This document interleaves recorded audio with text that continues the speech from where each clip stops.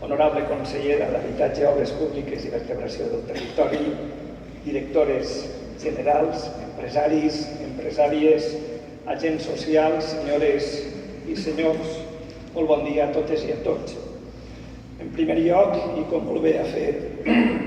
ha dit la consellera d'Habitatge, vull donar les gràcies per el treball fet des de la Conselleria d'Habitatge i des de la Conselleria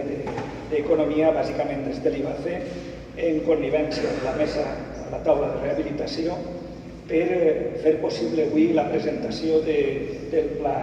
Renata. Avui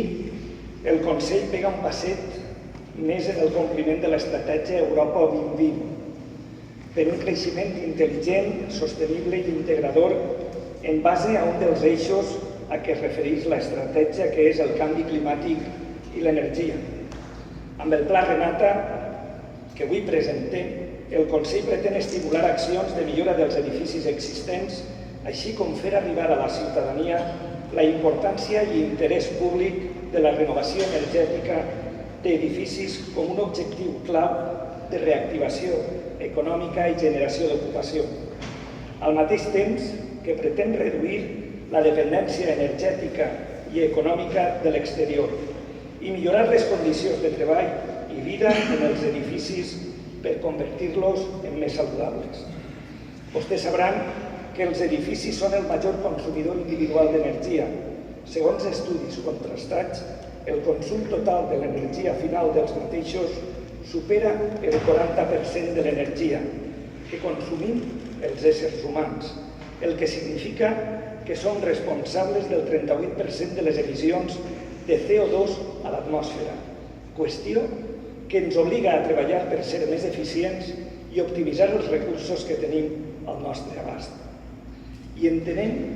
que és de vital importància la formació i habilitació professional a l'hora de rehabilitar o construir edificis en eficiència energètica, objectiu que hem emprès el Consell des del CERVEF en connivència amb Educació i Habitatge per poder tenir el més aviat possible gent formada i amb un certificat professional que acredite la seva vàlua per a tal comesa. Creiem també que el Pla Renata ens pot ajudar a dinamitzar l'activitat empresarial de les xicotetes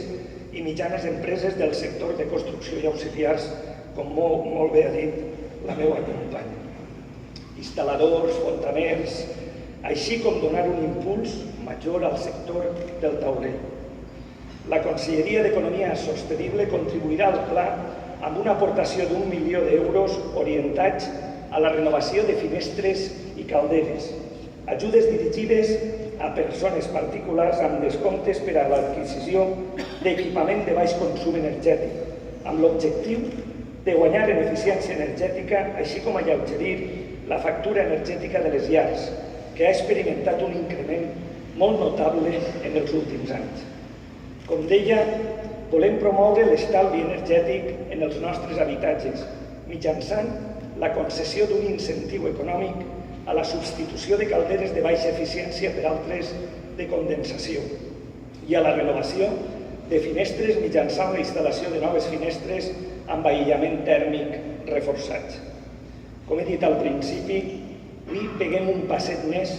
que esperem siga el de molts altres que ens ajuden a evolucionar cap a un model energètic més sostenible i que assegure el futur del nostre entorn i de les futures generacions. Moltes gràcies.